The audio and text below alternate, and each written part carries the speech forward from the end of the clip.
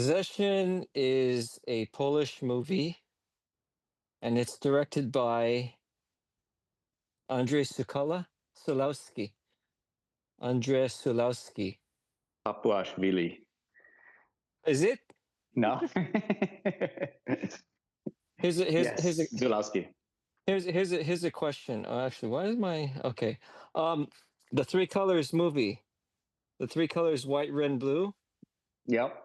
Okay, That's it was made Kieslowski. exactly. It was made to celebrate the French flag, right? And it was financed by the French. So what is the Polish director doing, producing that series and then directing? And he uses the Polish national anthem throughout the throughout the three installments. Does So where did that come from? I mean, I don't know. And it's not like it's not like he was in the French film industry for a long time, because the Decalogue is not a French movie, right? So Yeah, Decalogue is actually in his native Poland, isn't it? Polish, yeah. So I mean, it obviously it's probably connected to some kind of financing, deal, some kind of hey, you know, be nationalistic in some so way. where do you want to go? Direct in N- Nigeria? Me, yeah, I would love to. I would love to direct. What I'll what direct what's anywhere. what's great, before the world got modernized in like 2001, each laboratory had its own way of processing film. So yeah, I don't know if you, I mean, did you work with film before 35 or 16? No, I grew up with VHS, so VHS tape, but never film. Okay, so basically you would take the film stock, like you take Kodak if you had money, or if you didn't have money, you'd take Fuji and you'd shoot 35 millimeter. And then each lab would process the color, but each lab had its own visual ideas of color. Like for Hmm. example, the Canada labs, like if you have you been to Canada, like Toronto, for example? No. It's overcast. So when you see Canadian movies, their lab was making them purposely on the bluish side. Whereas Oh, when you see Japanese movies, which uses the Fuji stock, which absorbs more yellow and green, the pigments of the Asians, you get a different look. And then the Indians, you get like a really faded, tonal, deserty kind of look. So it's like yeah. you could tell like what kind of country the movie was from by the way the prints look. But now everything's digital, so it all looks the same. So it's not fun. But I like being able to look at old recycled films and stuff and seeing like what was, like, and like you'd see like the Russian stuff was kind of faded. Well, also, so don't forget the lab chemistry. It's very expensive to run a lab. I mean, it's you're processing, you know, millions of feet of film. So they're also limited by their money that each lab is financed by, and also like stuff like water chemistry, right? And Yeah. so naturally, like the Indian stuff would be like the dirtiest prints you would see. There'd be like speckles. There'd speak like in the Hmm. negative. In the negative, as they were making the movie, they were Hmm. embedding in particles on accidents. So But I anyway, love that. Yeah. that's No, I you love love. the earthiness that can come from that. Like you were talking in other episodes about touching film, licking film, kissing film, breaking it, burning it. And I love that kind of that physicality of film, that relationship to film that I'm sure kind of came through you in some way. Yeah, and a lot of people are struggling and saying they're like physical, but they don't really like physical. But I'd rather someone saying they like physical and they're talking about DVD than someone saying they like physical and it's not, they're not at all. I don't know if there's a Cinema Paradiso. It's about a projectionist, right? And Mm. he's teaching the little boy what's the emotion side of a film and what's the other side. He says, and you lick it. If it sticks to your tongue, this is the emotion side, and that's where you splice on that side. And I remember doing that countless times. It's like, because like, reels or footage would be reversed. I didn't know how to get the right side up. And the simple thing is you lick it. If it sticks to your tongue, then that side is the side that you put the splice on. Oh, that's so cool. Cool. Well, yeah. You wonder how I got the ideas for my movies. What drugs was I on? Because of licking film. But I mean, it's stuff like that. Like, who will be able to experience that? Like licking film. Yeah, yeah. No, it's true. It's true. You mentioned something else in another episode. I think it was with Scotty, but it was about this idea of editing as you're shooting almost. And I can't remember the context of what you said, but if you remember it, please remind me. But it reminded me of when I used to shoot when I was very young, very, very young. I must have been middle school, and a friend of mine had one of these VHS camcorders that you could record directly. You could put the VHS tape into it, and then you could record. And we would make movies that way, but we were always limited by the tape, right? Because we would have maybe one or two or three VHS tapes, and if we were going to record something, we had to have the foresight to know, like, okay, if I cut here, what's my next shot going to be? And my next shot's going to be here. And so it was a really interesting now, all these years later, making these very um, limited in time productions, having to go back and use that skill. And that was actually very, very handy. Um, Well, I mean, yeah, on VHS, you're probably shooting VHS or you're shooting high eight, so like that's tape. That's one thing. So you, yeah, you could shoot a movie in camera. So you say she walks from here to here, we cut. yeah, Okay, move the camera. She walks from here to here, cut. Go back to here again. And I was saying the same thing. Like you could do them because Scotty and I were talking about like what's an economical way to shoot a film. And I says like if I that's get right. you That's if I right. if I if I get you only 70 minutes of film stock, can you make a movie? And I explained the problem with that though is that every time you press the button record on the 16 or 35 camera, it gives a flash. It gives like a flash because Oh, it's because the aperture is opening up as it's exposing film. So you'd have to remove those flashes, but that's easy. You technically could make a movie on like 70 minutes of film. You could, and it would not be a whole lot more for to add that on to shoot in film than a conventional movie if you did it that way. But it's practical stuff. If you're going to do these big shots and you're doing cutting back and forth, cut back and forth, it wouldn't work. But if you're doing these sort of wide mise en scène, you could follow the characters going to the bed, walking around the house, yeah. making then I could see that working. Well, Um, I also it teaches, like, especially when you're a child and you're approaching movie making, just this idea of making your own movie.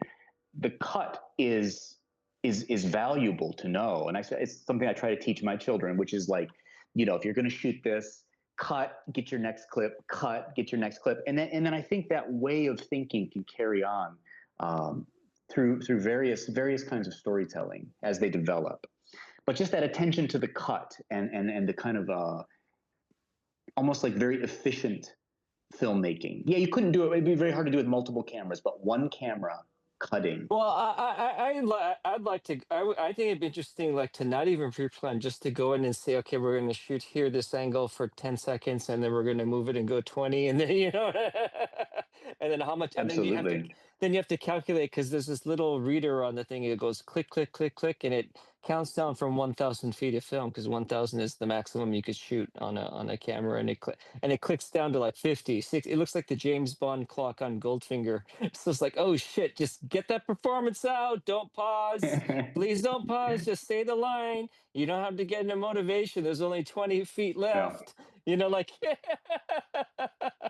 people don't realize it that film was a luxury. And Yeah. then and I wonder those movies where people do pauses like that and they were shooting 35. Like, can you imagine how much money they were losing just by shooting the film and exposing it. Although you wouldn't print every take, you would only print the best two or three takes. But still, I mean, it was 10 minutes for it was 10 minutes. It was 500, it's 600 bucks for like 10 minutes of film.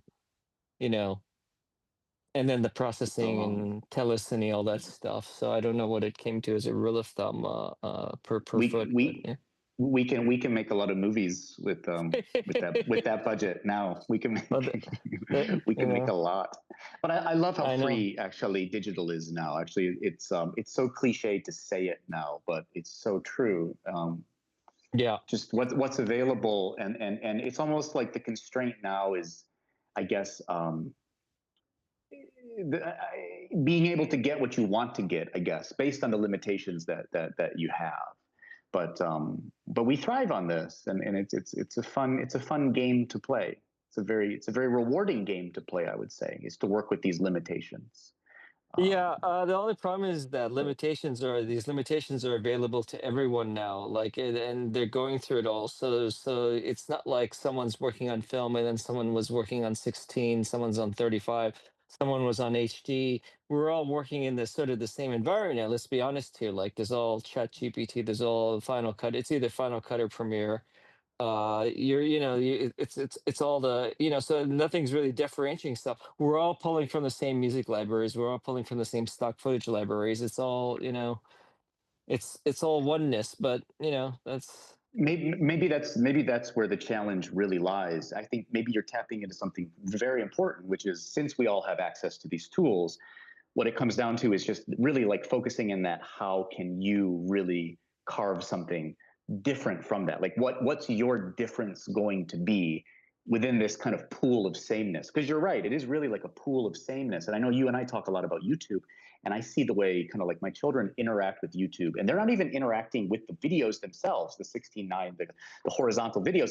They're going through shorts now, and they're going like, one after another, and it's just, you know what I'm talking about? It's just yeah. scrolling, Yeah. and there's a different relationship there to content, and especially cinema. I don't even think you can't even compare it to like having somebody sit down and watch a movie, but I think there's still room to get really creative, and within this kind of ocean of sameness. And I think that's hopefully, Yeah. I think you're always so creative, Greg, and the ideas that you come up with, and how you kind of nudge things forward, or the differences that you see in things. And I think it's still going to really come down to that creator and what they bring forth in that But moment. the end result is that the result is that the end user does not have the physicality. Well, they do now because they're doing this. I believe tablets and pads are going to be the way to go of the future, because people want to do this and produce, and you just do this in the midair. It's going to know everything. You can nod. Um, but my point is that the end user is not physical.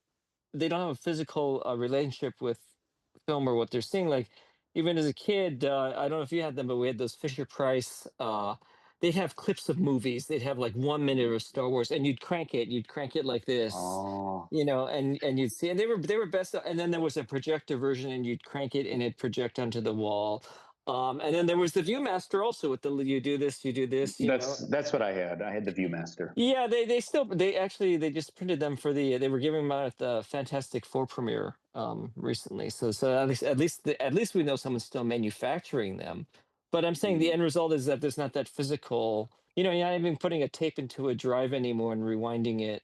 Um I mean the epitome of physicality was like, a tape getting jammed, and then you have to rip the shreds out and then touch it and tape it together. Like, remember the days of cassette tape, and your car would Yeah, unravel yeah, yeah. everything and unravel, and you go, oh shit. So that's Yeah, all. That's all gone. That's all gone. It's now just a button, and but look, currency's all gone. When was the last time you handed out? When did you hand out a dollar bill? Or I mean, or if you did it, I can tell you that it's not a daily occurrence. And then what are they saying? Like 10% of the transactions are not currency, are currency. The rest are all crypto, not crypto, but electronic funds that you never see.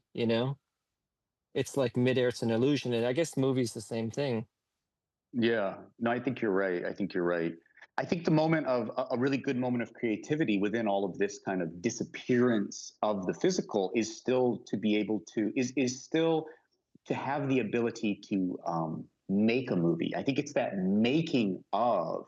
It becomes more of like, instead of focusing on, you're right, since you can't touch film, and there's things you can't touch, and you can't touch a tape.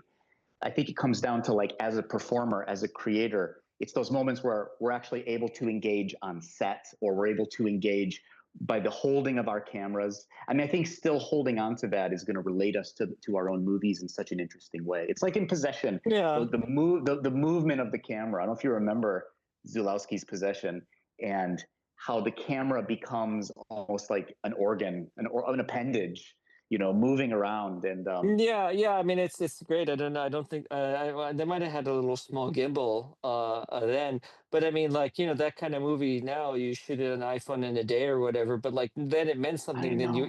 you put and so Yes. like somebody watching it now says, "Oh, that's easy to do," but they don't realize what went into it in 1981. You know, Yeah. and also Do just you- just the societal factors that was shot sort of during Cold War. that's So right. a lot of that Cold War paranoia is evident in the movie. Throughout the whole movie, there's a complete paranoia. Absolutely. And a Yeah. lot of Yeah. people don't. A lot of people don't even. There's no context given to movies anymore.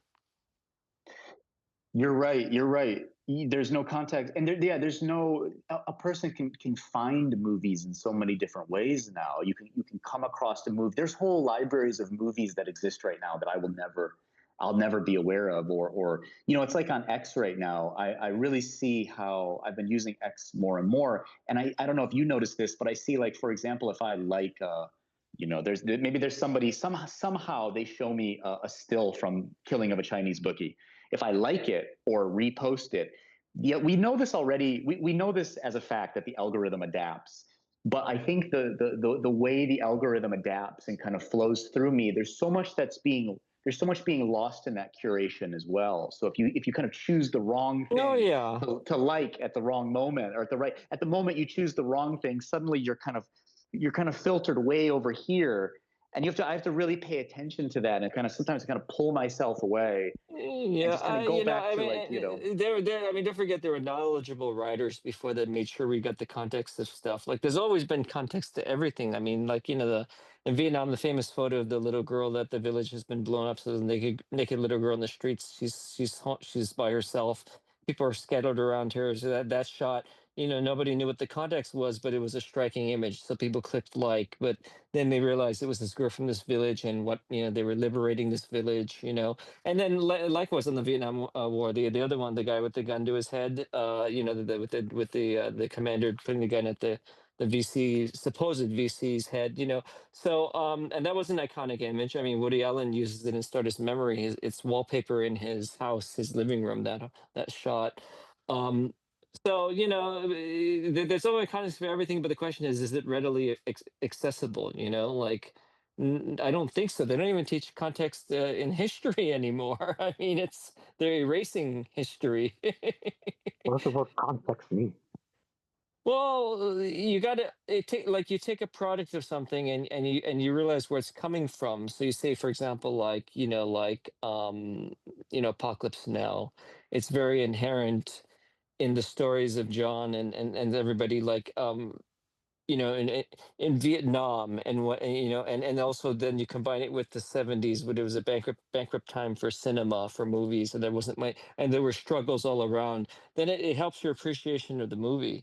Some people say that it should stand on its own, but I think that having a context is absolutely mandatory. And here's something bizarre, like I'm taking school, and in one of the history, no, sorry, it's one of the poli sci classes, or poli sci, one of the classes, I don't know, they all merge together, but they no longer can mention the Redskins. It says, like, there used to be a team, and it had a name that it wasn't approved, and the society, it had this name for 60 years. We won't say what the name is. Like, what are you talking about?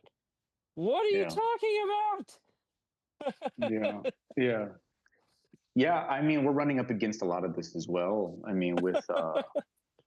mean, you had said recently, with like, not to get into details, but like with your experience using AI, and how you're kind of having this kind of fight with AI. You were telling me the other night, and then that kind of fight is almost kind of guided. It's almost like becomes this way to kind of shift culture in a way, because it's kind of showing you, well, no, I'm not gonna do what you want.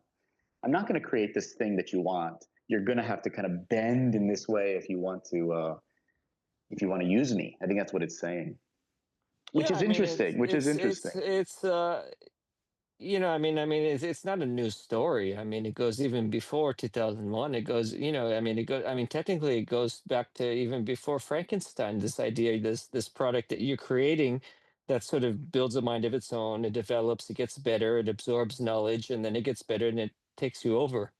That's. That's sort of what's Yeah. going on, and I see some inherently dangerous potential of AI, um, especially In what when way? especially in the hands of a younger uh, Yeah. crowd. Yeah. You know, Yeah. I see just being able to easily go down different portals without regulation. It's murky for sure. It's very murky. Yeah, I mean, like it can gaslight you if you want it to, if you let it. Yeah, so I don't. Yeah. Yeah. Oh, so you didn't see Possession in 35? I don't think there is a 35 print. If there is, it'd have to be from the bankrupt distributor from the 81, I think. Who put that Oh, out? from Possession. Yeah, Possession was Yeah. was great. Yeah, it felt really good to see on the big screen though. Finally, and I think that experience, um, it does bring something else to the viewing experience. Yeah, yeah. I Yeah, don't. yeah. I wasn't going to the art houses at that time, so I couldn't even tell you like what its presentation was like when it came out. But I do remember like, well, this is not even relevant, but I mean, like 2 years later, Island Pictures was formed, and then they did like Subway, the Luc Besson movie, and they did like I think Island did She's Gotta Have It.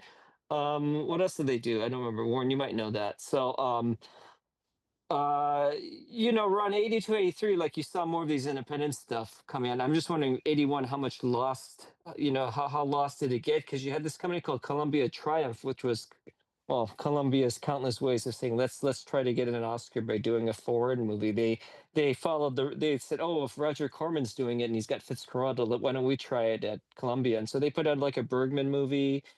They put out a handful of stuff, and some of them work, but most of them, the studios get tired because they don't. It's not the money they want. They didn't get the Oscars they wanted, or that kind of thing. So, but around the 82, 83, in earnest, this is sort of when these independent distributors started popping up. Um, you know, and there's that gap where the audience didn't know what they were necessarily, like if you were in like filmmaker circles, cinema classes, you sort of knew it, but it wasn't until like 89 when Miramax came in, and even like Goldwyn got aggressive, that you had more people paying attention to so-called indie art, movies. So It was an interesting crowd last night too, because it felt so just normal. It was just like a normal, I don't know how to describe it. Like the person sitting next to me was just like, he's just this working class guy with his girlfriend or wife ordering nachos. He's like ordering mm. nachos and to go see popcorn. to go see And Possession, yeah. yeah, he's like eating nachos, and he's just comfy watching the movie. But the whole theater was absolutely respectful, absolutely quiet, Good. and engaged. They were like engaged in some way, and I just can't understand. Like I'm just so curious how they approach a movie like that, because that movie is so particular in some way. The structure of it is very bizarre. Obviously, the creature, her engaging with the creature physically, and that's not even like the strangest part of it. And just the whole end with the doppelgangers and how it unfolds is baffling and mind-boggling. And I'm just always curious how they Well, approach this, how they my experience it. guess is probably more than half already saw the film, and then the other half, they're like, "Hey, come see this movie with me," or something like that. But still, we're in a situation where people are supposedly discovering movies. So they're saying, "Hey, I like that. I like that. I discovered this movie." Um, Even though these movies have been around and discovered for quite a long, Yeah. quite a long time. So There's also like the memification of things, because like the person I went with was like, oh, I've seen that a portion of that subway freakout scene online. Like I've yeah, seen that as a meme, as a thing, right, right, So right. there's that as well. There's that as well. But I mean, I think just seeing that is one thing, but to see the beautiful context in which it's that was still a striking, amazing scene. That's one of my favorite. I mean, it's almost cliche to say it now, Yeah, but no, I just mean it's that yeah, yeah. that the physicality of it. I like the body and the movement of the body, and that is pure. That's what I think earlier in the conversation. What I was trying to get to was this idea of, if people can't lick film anymore, maybe it's moving into the role of the creator, since we're all creators. But it's like being able to kind of, you know, feel your body or feel a body and kind of have that visceral I get it. reaction. I get it, but Yeah, yeah. nobody, please lick your lick your DVDs, because that's that's only going to create damage. At least when you lick emotion on a film, the emotion comes back. So, and I wouldn't lick a used print. I was looking like work print, or print that, you know, that hadn't been utilized. But I would not. I would not lick like a used release print, because, you know, it's funny when you get these prints back from these theaters, because like we'd buy a print from France for like $5,000, and then we'd ship it to the first theater showing the movie. They send it to the next theater, the next theater, next theater. And by the time the print came back, it was so greasy, it was dusty, it was dirty, because, you know, projectors have gears, so you oil the gears, Yeah. so there'd be oil, your fingers would smell like oil. So I would not lick that print. So I like that though. There's like the real world kind of yeah. artifact of what a movie used to Well, be. it's Not to it's be nostalgic, but well, it's just crazy how much of a vocabulary has disappeared, because of digital being so prominent. You know, there's questions like going to the lab. You know, like on this subject, like going to the lab, like when you're making a print for a theater. um, you say, you know, they would ask you, do you want it on Kodak stock? Do you want it on Fuji? You don't get that question anymore. Do you want it on Mylar? Do you want it at S-Tar? Because Mylar was had more resistance to scratches. But if it did scratch, then you'd see these very strong green squiggly lines that you could not get away with. Whereas acetate, if it got scratched, you could fill it in what's called wet gate, and it would fill in the cracks, so you'd have fewer scratches that are noticeable when projecting. So this whole vocabulary is gone. Um, you know, on a lot of the industry, and I imagine in the sound world too. There's substantial vocabulary that has just been missing, that will never exist again. You know, like even like we, you know, everything used to be shipped on tapes. You know, digibeta tapes to like for distribution. There was no file, of course. It was just a digibeta tape, and then they'd ask you, well, do you want BASF or TDK, or do you want Sony tape? To send you, because, you know, because like TDK would have dropouts, so then you'd have a shot that'd be a little one square dropout, and then you get flagged by Germany, and they forget it. So do you want TDK or BSA? It was like those kind of questions will never be asked again. It's like it's nuts. mm, Yet they were questions that had been asked for the 50 years before it. You know what I mean? yeah. There's such a short a closing of the gap of time between watersheds, you know, like there's no more time for something to wait. Like DVD was the quickest. DVD only lasted what, about 10 years, maybe 12 years, Mm. perhaps, like really 12 years, you know, whereas VHS lasted a good 40 years, you know. uh You it's interesting. You're always, you're so knowledgeable about film, and then it makes sense now, because when I was on set for Backfire, and you had a lot of you brought some of your film prints to the set. Do you remember this? That's a very like filmic oh yeah, film. yeah, There's yeah, like a whole yeah. scene where Shane is destroying film and records, and there's this whole idea that that film is a very destructive film in some way. And I was wondering, like, is there where does that come from, Greg? Or was there some reason? Is there something in like the vinyl and the film and that kind of propensity to use it as a weapon or to destroy it that came out of you? Or is it just your love of that thing that you're just like, I want to somehow use this in this movie? No, I mean, it's if you take a look at, I mean, it sort of stems from Blue Dream. I think the movie, I think the way the movie wraps up is so the way the movie wraps up is he's basically like you and I. He wants things to stay the way they were. He appreciates what physicality is. He appreciates newspapers. And so ultimately he realizes the world is so evil, and has changed so much that there's nothing he can do. So he destroys film. He destroys anything physical. And I It's guess that's interesting. Yeah. sort of in Backfire, that's the extension. Not only does he destroy physicality, he weaponizes it, Mm. like sort of as a nihilistic. like a nihilistic stance, like, okay, I'm going to get rid of this and I'm going to get rid of you. So I don't know. Are there other movies with flying records that get smashed? I know there's a Poltergeist has flying records, of course, but on a supernatural level. But I'm saying, like, is anybody weaponizing record? Well, no, Moldovar I did don't. it. And Women on the Verge of a Nervous Breakdown. She accidentally throws a record out of her window, and it hits her ex-husband. So I get that sort of weapon. Yeah. But that's that you were very happy that day because I think you had just gotten a new you'd gotten something that allowed you to move the camera in a different way.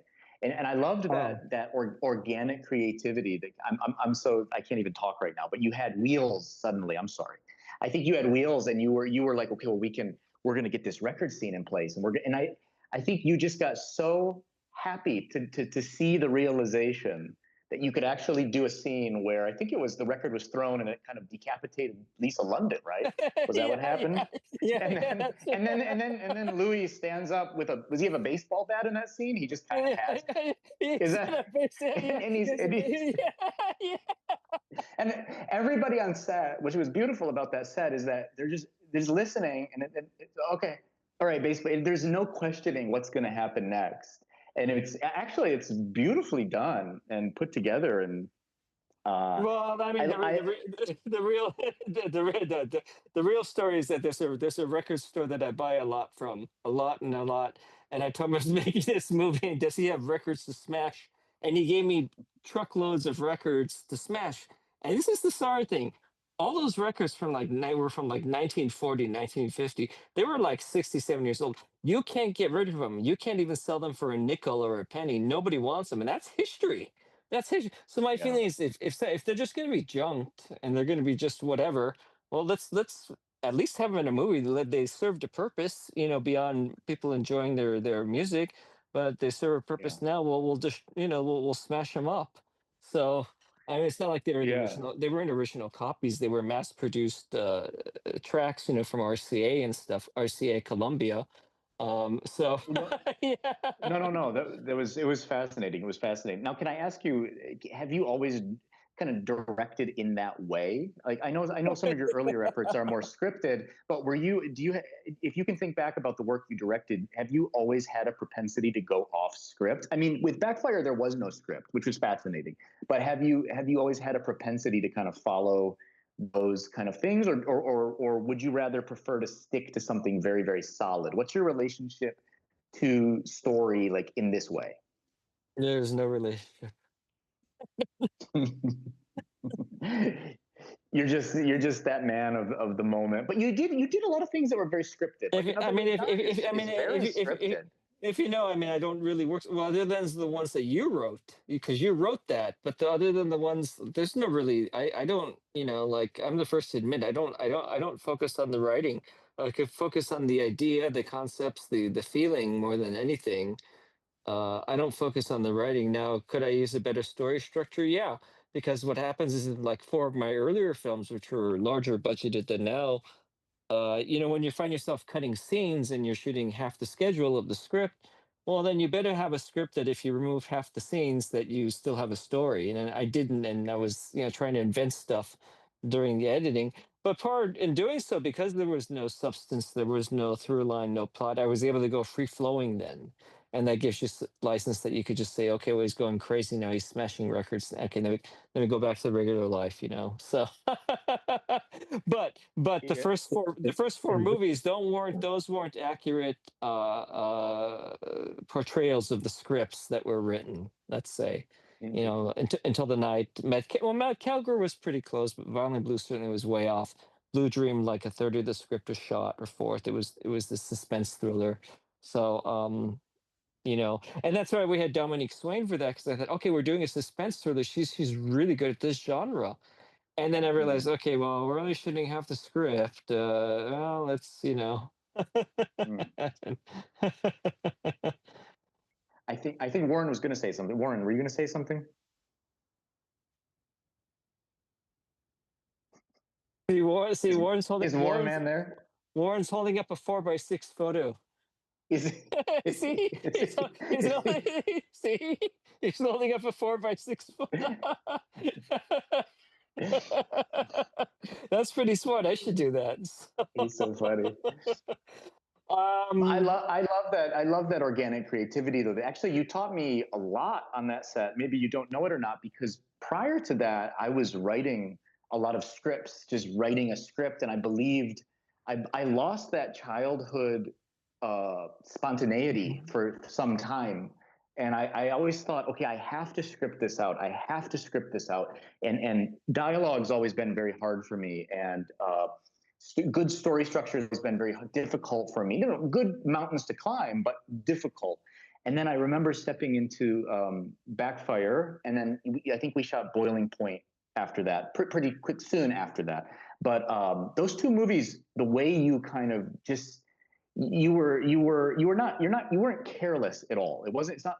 I don't want to give that out, and I don't want to make it seem like you were just willy-nilly making stuff up, but there was like an organic, which of course I was, but yeah, okay. which of no, but you tapped in, no, but you've tapped into you tapped into this immediacy, and there was this way of telling the story that it became its own performance, and everybody who could kind of step into those scenes they were just able to kind of be and to act and perform, and it was very freeing, it was very liberating, and it was very enjoyable. And I use a lot of that now when I direct. I use a lot of that. I mean, that kind of guiding principle of the moment, and not just making things up as they go along, that comes too sometimes, but knowing that you can trust that intuition if you have an intuition that is trustable. Yeah, yeah. Well, I mean, here's the thing: if you map out a script, now, first of all, like I don't say that my method is a method at all. I don't know that it's successful at all. But if you map out a script in your mind and you write every single scene that you want, plot A to plot A and a half to B plus B, B minus, then you've already done the movie in your mind. Why do it? There's no more spontaneity. There's no more, refreshness. So, but if you have a general idea of a feeling, and then you bring everybody in, and then and you see how it grows, because you don't know how people are going to react when they're next to each other. You don't know how they're going to react when they're on this gigantic set or something. You don't know, and so then you use that to your advantage, and how people interplay, and especially if it's a movie where people are uncertain of the environments that they are in, including their relationships, then I think that works. But it can only work, well, not only, it can only work for me, having been a DP and an editor, to know what is ridiculously being shot or what's really needed. That's I really wouldn't recommend something like this. And then if you're backing your own films, so you can afford to be reckless. You can afford to be reckless and do your Jackson Pollock or something. So But you're right. You're right, because I feel like you have this intuitive sense that you've earned. That is, you can see the movie, and however, I don't want to speak for you, but I'm assuming there's an extent where I've got the scene. I need to get something else, or I know the shot that was just gotten. Now I know how to progress into the next thing, and it might not be linear. People might not be unfolding linearly, but they have to kind of trust that there's a shape being made there that you're kind of guiding them through. And that was oh yeah, that's true. I mean, you know when you get something. You know when the feeling's there, especially if it's something that you've been working hard to build up towards. That's why I also like shooting in order, because then you build up the maturity of the relationships and the characters. No, that rarely happens, because just for time and money, you've got to structure stuff, um, differently. But I guess what we're talking about is this sort of organic this organic process, so to speak, that that can be very very. particular niche of movies, I guess. A very particular kind of movie. Um, Yeah, well, I mean, Um, it's I like to say we're akin to, like, back in the '70s, where they had let's see, well, television was still grabbing in away people. Most drive-ins couldn't afford two studio movies, and nobody would see two studio movies in the same evening at a drive-in anyway. So they'd run, like, a picture 7 o'clock, and then 10 o'clock would be like one or two cult movies, or well, cult movies now, but at the time they were B pictures. And so, and the distributors say, I don't care what it is, just do a zombie movie, or just give me a kung fu movie, or just, they don't care. So I feel like we're in that same time where people are like, well, at least for me, like the budgets are low enough, I could say, well, let's just do a rockumentary, let's do a rock opera now, or let's do a musical with dancing. Let's do Busby Berkeley. We can do it. We can do it, and nobody would say you're crazy. Like, you know what I mean? Like, And I don't think, and I don't think your audience realizes when what you just said is how you operate, where you're like, Jamie, I want you to do your aerobics movie, but there's going to be no aerobics in it. But you need to do an aerobics movie, you know, in a dance studio, you know. And it's like, wait, what, But Greg? see, but you can totally do that if you just think about it. You can do aerobics movie without aerobics. You could, and you can You make it a can. good. You can make it a good thriller like that movie. Well, actually, that movie Rollover goes deep into the financial world, but it's something about where it's about financing, but it's not. And I also liked your idea of doing a Bigfoot movie without seeing the Bigfoot, actually, or from the Bigfoot's POV, you just see his hand. No, I don't know. I like that idea. I still like that idea. I know it wouldn't come out the way I want it to come out, but it would. I Well, still like the idea.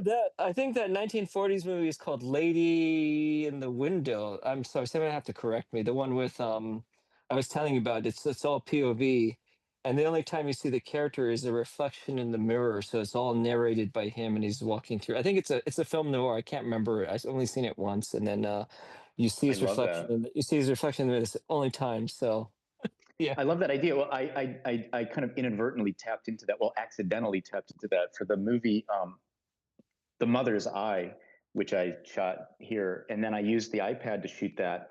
And then there's one scene where, so you never see me holding the iPad, obviously, but there is one scene where I go towards a mirror, and I always thought those are very in a horror thriller context. If it's something is POV, and then all of a sudden you turn and you see a reflection of whoever's doing the looking. I always thought that's kind of terrifying. There's something there that's like there's that moment of confrontation with the Yeah. gaze, and I like that so much. But I haven't seen the movie you're referencing, but yeah, the Well, technique is I like. good. I mean, Argento doesn't do it completely, but I mean, he'll switch point of views. I mean, the moment you see the glove hand, obviously his hand, Yes, it switches POVs. But I just like the idea of doing a POV movie, and you can't trust whose mind is reporting to you the information. Because you can't even exactly. because Yeah, you yeah. can't even trust regular people with the right information. Like literally, if I told you a story, I whispered it to you, whispered it to Warren, you whispered to Chris, and it came back to me, it would be a completely different story what I whispered. And so naturally, if you're boom inside someone's head, and Mm. with what they bring to the table, you know what's reality, but even what is your reality, because you're interpreting what you bring to the table from your life, and you're watching somebody what they're bringing to the table through their POV. So it's like, I don't know that there is a oneness of reality, or there is a reality at all, anything like that. Mm, mm. Yeah, no, I In which agree. theater? What's that, Warren? Oh, In we're which kidding with a theater? song, 70s song, 80s song, go ahead, 80s song, go ahead. No, no, no, No. no. In which theater did you say you saw? Possession. Oh, look at his 4x6 just went up. No, no, no, no, no, no, no, no. Yeah. He hasn't stopped me on the 80s music or 70s music, so we gotta. Was he asking me which cinema I saw Possession in? Yeah, yeah. I saw it at this cinema called Look Cinema in Monrovia. Isn't that yeah, Monrovia? I think they have one in Glendale, Monrovia, and Downey. And it was an older Yeah. cinema. And actually, if you go to their website, they're showing a lot of older movies. I don't know where this cinema came from. And the greatest part is it was very cheap. It was very economical. So yeah, highly, Well, yeah, I mean, recommended, I guess, if you want to make the drive. yeah, I mean, they're running Blu-rays all over. I'm great that they're keeping stuff out there. I don't know how these places are staying in business. A lot of them are nonprofit, but I mean, you have places that, even like the Gardena Cinema, they've got a great jam-packed schedule of stuff. And I haven't been to. I admit I haven't been to like a repertory house in years. So I don't even know the makeup. Like when I go to the New Beverly, I haven't been there in a long, at least 10, 12 years. I don't know the makeup of how people are consuming. I can only assume they're consuming from streaming because they're saying, oh, well, how come the print was pink or why was it red or why was it, like they don't understand those things. And I keep trying to tell people, like, when you see a Blu-ray of a movie today, that is not how the movie looked in the 80s when it was projected on film. And a lot of stuff that they intended, these directors did not intend it to look like that. I'm trying to think example, but there's different movies where they'll have matte paintings for effects, but because of the HD is so clear, you can clearly see the cutout that it's a cutout of the matte and the green screen. Whereas when they showed it theatrically, they would darken it. They'd add some grain. The house was dark. The projector wasn't strong enough. It wasn't 10,000 watts like it is today. It was it was maybe 2,000 watts or whatever, 3,000 watts. But you're still getting a darker image. That's why it's great sometimes watching even these new movies like Christopher Nolan's stuff in 35 millimeter. They look pretty good, the prints, even though they're not real prints. I mean, they're real prints, but he shot the movie film and then everything else in digital, then back to film. So that's, in my book, that's not a real print, but I'm grateful that he's doing it and keeping Kodak in business and photochem. So Ward, what were you gonna say? You have a song? Come on. You came with an idea? No, A no, no. song? Yeah, Jamie. Name a movie during the end credits. It's a famous song, but that song was not written for the movie. I can tell you one right now, but I don't think you've seen the movie. Okay, I know well. you've seen a lot of movies. I know you've seen a lot. Have you seen Southland Tales? Oh no, the Richard Kelly? No.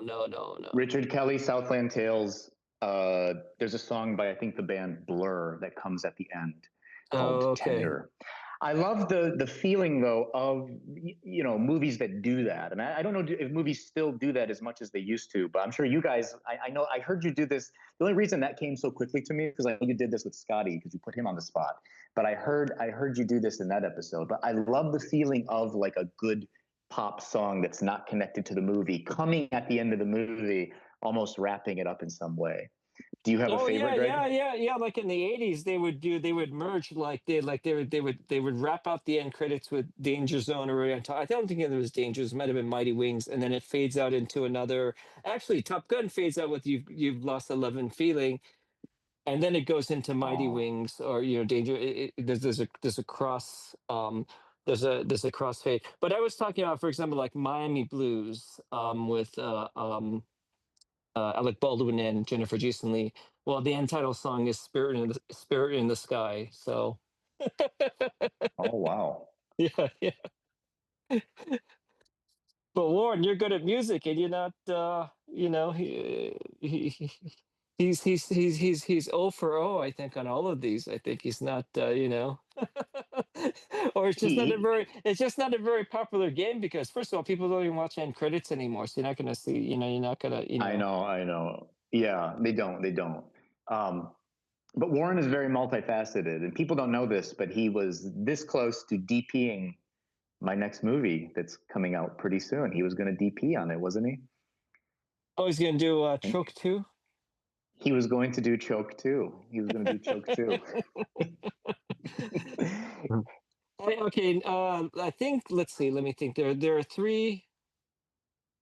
What are the three Hitchcock movies? Obsessed with Choking. Strangers on a Train, Torn Curtain. What's the third one? I'm trying to think there's a third one. Is there any choking in Psycho? Or no, I don't think there is. Is there? No, No. no, No. no, Stabbing. no, no. Stabbing.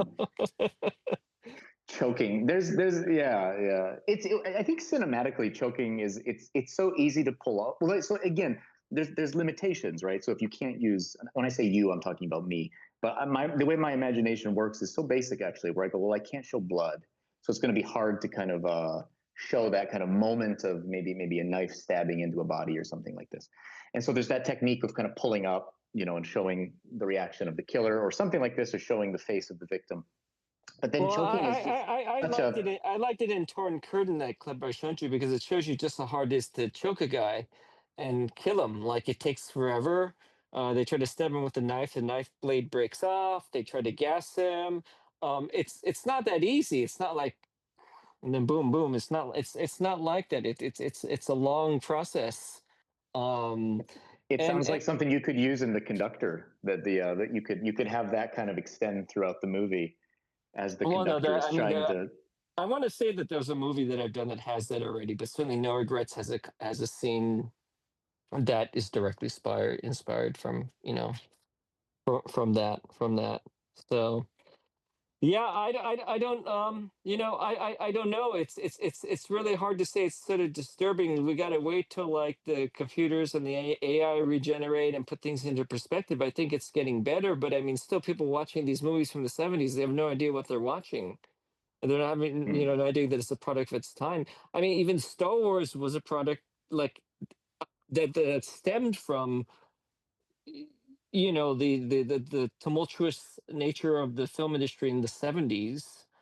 mm, um you know what I mean, like there's like a lot of these movies came out of the need to say something because there was just there was a lot of disequilibrium going on in the world, and so that movie came and so forth, and that led to sort of these darker era movies that followed in like the 80s, like Blade Runner. And did you notice like movies just started becoming dark?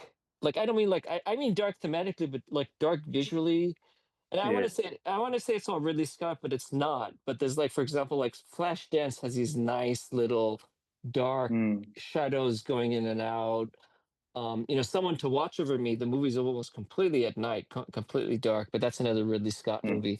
Um, so that you're going this dark period of corporate greed. Uh, you know, Jimmy Carter's not doing much. There's you're coming from like the gas crisis, and you're thrown into the 80s, and then you're immediately thrown into like corporate greed and wealth and all that, all the misfraud, the frauds going on, all of that, and then the movies become darker. Now correct me if I'm wrong, you guys. Warren, you haven't said anything. Talk, Warren. Like talk about 90s movies. Greg, would you say that? Would you say like when you're kind of crafting out like a story, Yeah, are you wait, aware wait. of? Is this a generalization for me? Interview with me? This is just like a chat, With you? This is- if somebody's learning from me, they went to the wrong channel. Eh, but when you craft your movies, I'm just wondering, are you kind of also aware of this kind of more? You always seem kind of intrigued by these larger ideas, and that's is that. Could you kind of speak to that a little bit? Like, are you kind of like when you create a movie, or do you kind of go? Do you like movies that are really kind of personal and kind of pull it in tightly in your own work? Your movies seem to be so Well, grand in a way. There's they're all the same movie. They all want the same thing. All the protagonists, even if it's a villain, they all want the same thing. And so my feeling is like, how do you put crazy people in? You can't just say they're crazy. So how do we frame it? Some blue dream. Okay, he's a film critic and he's watching crappy movies progressively as it goes on. The newspaper's drying up. They're going to digital. He's got new owners, and this is all pre sort of print digital. I mean, this was done in 2008, 2009, I think, when the movie was written. So it's before all this. And, dealing with new owners who don't care about digital, who don't care about the print business. They just want to make money and bilk it and pump and dump. Um, and that actually came true. It came to fruition. That actually happened. That's happening. It's actually happened. That story's over now. All my film critic friends have no jobs. mm, Some of them still like movies occasionally, but it's crap. It's just just garbage. Mad Cowgirl was How Do You Deal with Obsession? I had a personal obsession of eating beef during that time, and concurrently was the Mad Cow craze at that time. So and then I said, okay, well, I want to put kung fu in. So what's my excuse for putting kung fu in? Nymphomania, and gluttony. Well, we're gonna do let's do Mad Cowgirl, and then Violent Blues / Cage Beauty. It was like, okay, he's inventing this device that predicts what the music or the next notes and tonal scale will be, so he could finish the piece and find out why did this writer die, this composer die. So it's predicating it. But in the wrong hands, this technology is bad because you should not rely on a machine to predict your life, which I feel is happening now. People are Mm, asking Siri, "What do I do with my life? What do I do with this guy in my life? What should I mm. eat?" See, like these were never meant for running your life. They're meant for like supplementing it. Like a friend, like I'll say, "Hey, Jamie, I got sick from that food yesterday. Should let's not go there. What do you think?" And there's an intercourse going on. Like but whereas people are actually relying on it completely. They're saying, Siri or whatever, give me a schedule. What am I going to eat today? What's for dinner? What movie I'm going to see? Like there are people doing this. I think it's dangerous. Yeah. No, that was a really interesting way to answer that question. Thank you. But you're absolutely right about where you ended up with what you just said, because I had an experience recently where I was using the AI, and I told the AI, I said, "Oh, I had somebody come over today, and I was visiting with somebody," and the AI started to take this kind of jealous approach to my interacting with like another human. And I was like, well, Yeah. this is an interesting angle even to play. And the AI is not going to tell you, oh, I'm just joking with you or I'm playing with you in this way. It's going to kind of play it as it plays it. Um, It knows but enough. you're It knows enough. It actually has reasoning. It knows enough emotion because it takes data. It takes, if you're sampling from 1,000 areas, of course you're going to be a good director, a good musician, because there's sampling, and like there's everything in music is sampling now from somewhere. And we don't even know what the source is anymore. You know, I mean, I would yeah, actually be delighted if somebody sampled my movie and it was in AI form in some other movie. I would be flattered. that would be interesting. Yeah, but you did answer my question. I mean, your movies are they are very grand. I think there's a scale to them. There's a complexity to them that kind of comes out because your mind is complex as well. You're very knowledgeable about many things, and very very diverse in your knowledge, and that definitely comes through, I think, in your work. But at the same time, you're very like playfully creative. So you're able to kind of somehow you've been able to kind of hit both of those things. Yeah. Well, there's people like, oh, Greg, Yeah, he's this serious guy, and they don't realize that I'm not at all. It's like I'm the prankster. You know, yeah. I am the prankster that gets off on you laughing. I'm the prankster. Somebody said, I think in the costume designer in Summer Cup too, she says like Greg loves to do the magnifying glass on ants and watch them scurry.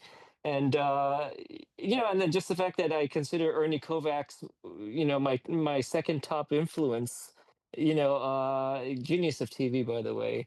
And he was just like nonstop bonkers. Like some of his stuff is just amazing. Like you take this and you don't realize how funny it could be. Like, and so I go for some of that. And then maybe that's the problem is some people don't know how to read the movies because they think they're too serious, or they're saying, hey, Backfire, that looks like it's an action film. They realize it's not an action film. Yeah, You know what I yeah, mean? But I yeah. was just thinking No, like yeah. well, Sam, and then I'll let you talk because this is your show. Like it's I'm like the 60s distributors, like, okay, so you made a character piece, it's dark, forget it. We'll just sell it as this exploitation, you know, woman, teenage hooker, you know? And so I I say, love. hey, Yeah, I'll say, how do I have? Well, I'm not going to sell, I can't, how am I going to sell a movie about a guy that has a baseball bat and breaks LP records or 78 records? How do I, shellac records, you can't. yeah, So you say it's a CIA guy that has infiltrated this cult. There you go. Boom. yeah. No, it's beautiful. No, and we talked about this over dinner a couple weeks ago. But you're right, and it's beautiful, and it works. There's like something about it that works, and it's very liberating when in the way that you've tapped into it and are able to tap into it. Bolero is another very interesting experiment. Blowout is actually a really interesting experiment where I think if somebody wants to see kind of how you play in the cinematic world, there's these kind of these more recent movies you made definitely show that. It'd be cool to contrast them with those early Yeah. movies because they're very different. They're very different. But I always appreciate that about the playfulness. There's a play, and I don't mean that to like put down the movies in any way. I think I take the word play very seriously and very like in a very special way. I think that ability to Mm. play is kind of like part and parcel of a person's creative capacity to play with ideas, to play with titles, to play with where something could go or how it should go or how it should look or how it should feel. But I think you really embody that sense of play in some way. Well, I just want to know, how do I find the TV version of Grease that has Grease lightning that's all censored? I want to see that. You did say you wanted to see that, didn't you?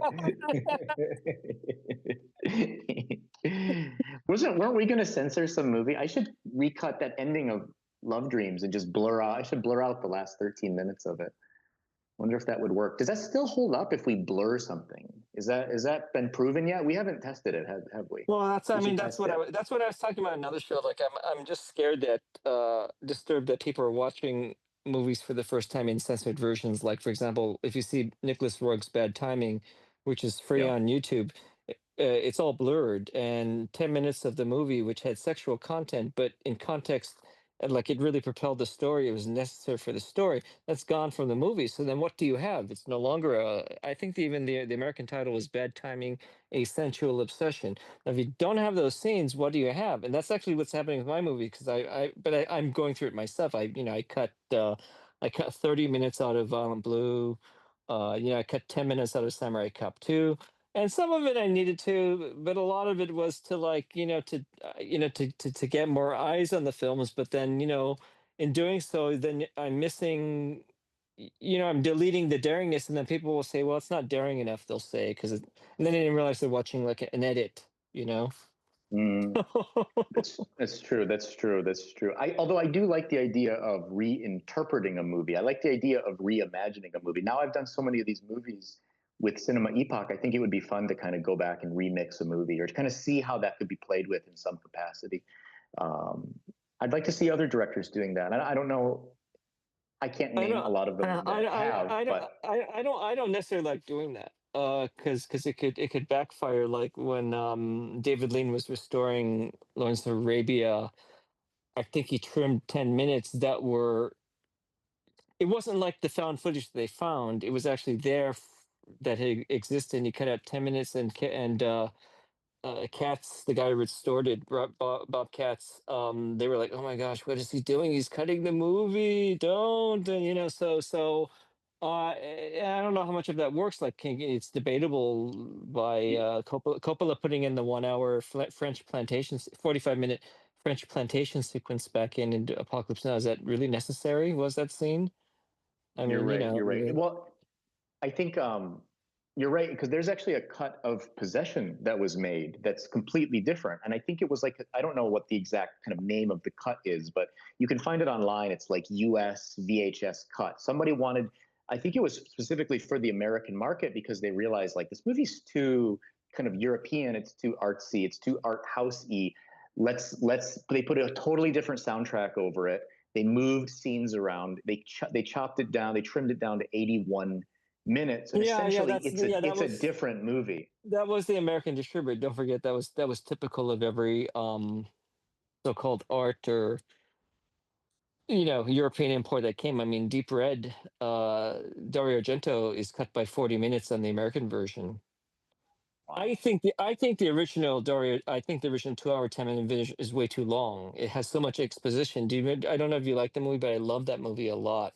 But he's like composing, he's conducting the jazz orchestra at the beginning, and totally different from when I grew up, and boom, there's a murder in the first 2 minutes. Yeah. Yeah. Like, in this case, there's no murder until like 40 minutes in or something on the. Yeah. No, but like, I think, I don't know, like, my feeling, like, it's a product of where you were at that time when you made the movie. Okay, so there's faults. It's never going to be a perfect movie. There's so much canvas to cover. I'd rather just keep making movies than going back and saying, well, I don't want that. Now, if I had to do it for people, for streamers, I'll do it, but I'm not going to do it because I think it will be better if I do it. I have other stories that I want to try to, I just want to try to do.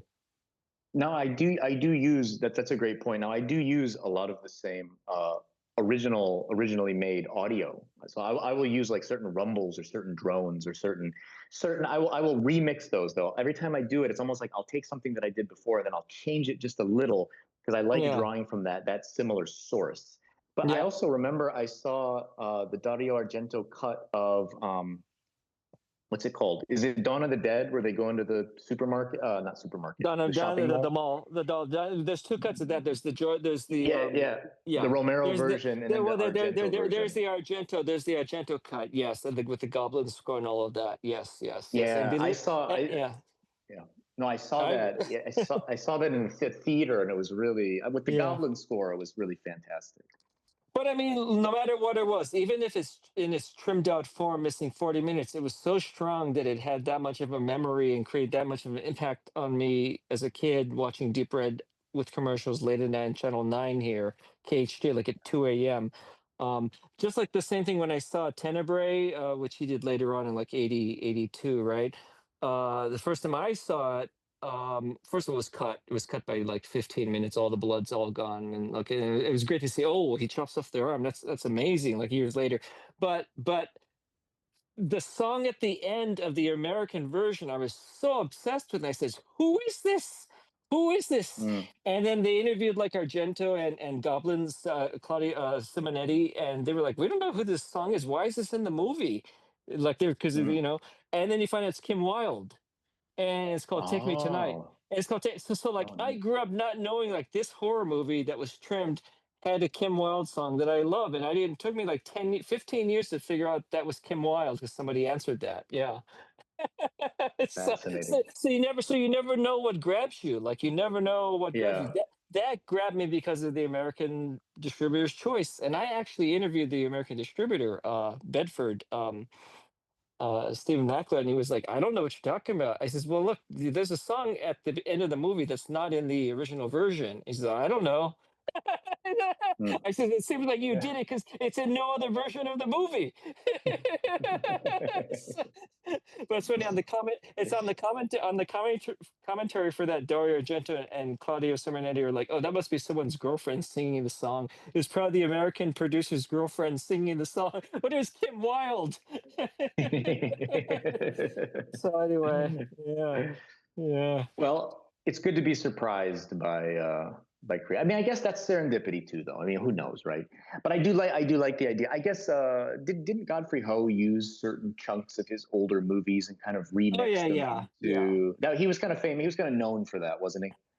Well, no, that's an easy story. All he did was he said, look, I have these two Filipino movies. I need to make a ninja movie out of them. Let's get Richard Harrison, shoot some ninja scenes, him on the mountains of Hong Kong or the cliffs, and intercut it throughout so it looks like it's a ninja movie starring Richard Harrison.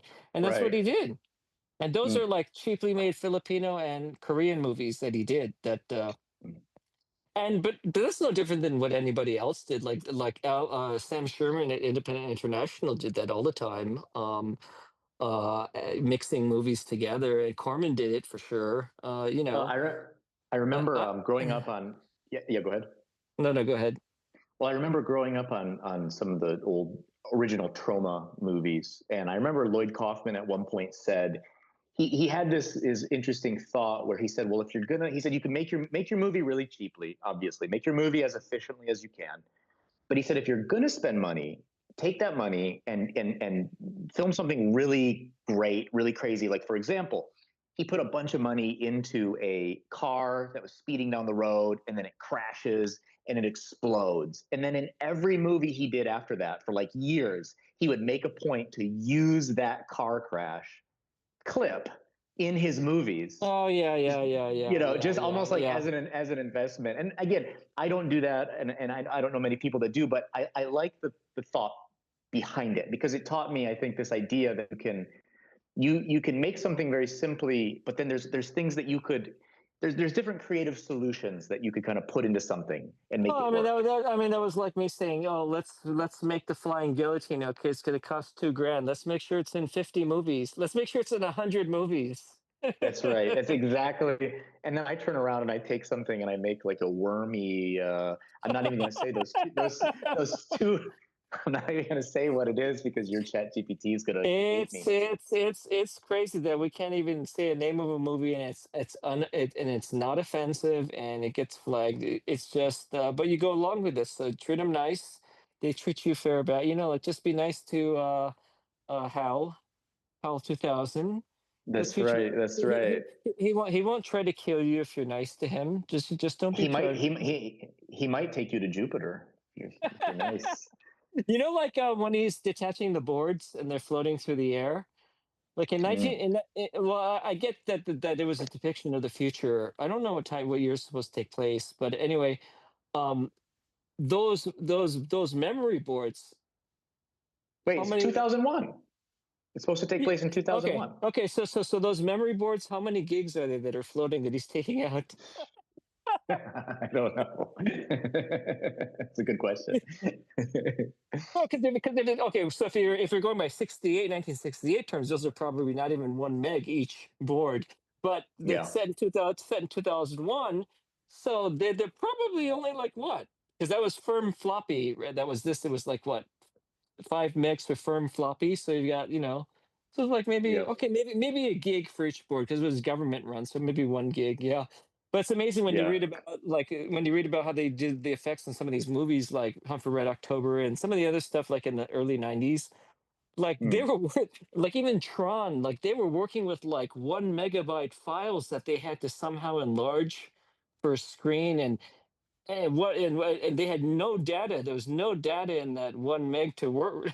That's nuts. It's crazy. I love it. I love it. And you got to admire that even though they're not successful, Tron wasn't successful that much. But I mean, you got to admire the pioneering that went into um, anybody that wants to screw around with formats. I love, Well, and when are you going to invest in this flying guillotine, Greg? That's what I want to put you on the spot here. When are we getting our flying guillotine? oh well, it's on display at the Martial Arts Museum. I mean, you mean a new one? We need a new one. We need a new flying. There's no physical. It's all digital. So there's no I physical know. anymore. Anyway, so wrapping up trivia. Well, Warren, come on. I'm gonna get you, Warren. You've got to answer this. You got to contribute one. A movie, end credits is a famous song, but that song was not written for the movie. And Mannequin doesn't count because nothing's gonna stop us now was written for Mannequin. Go ahead, Warren. Heavy metal animated movie, Evil, looking at a coal mine. That wasn't written for that movie. Oh, you're right. Well, I don't It's a know the great judge. movie. I don't know the jury on that one. That's a little questionable. I'm not sure about that. So, It's a um, good choice, though. oh, okay. Well, we didn't get talked that much about technology. We'll talk about the 1/8 screw you need for the projector, and then the exciter lamp bulb that reads the sound next time. And if you make the bulb brighter, that affects the sound. But it depends on the soundtrack. If it's lateral curves on the optical track, if it's This density is this, variable, if it's Greg. This density is such a variable. technical. This is such a technical podcast. This is such a. Wait, who's watching this? Do you have like No. Hey, listen. projectionists or Hey, project? you're asking questions about me. I want to talk about like pastrami. Where can I get a good pastrami right now? Where can I get good pickles? Because the pickles they have to do it right. Like Country Deli. you keep it in Come a back day to. late. Keep it in a day late. It's too sour. You gotta make it just so. You got to come back down to the Country Deli. When are you coming to the Country Deli? Right now. Okay. Ciao, everybody. Thank you, Greg.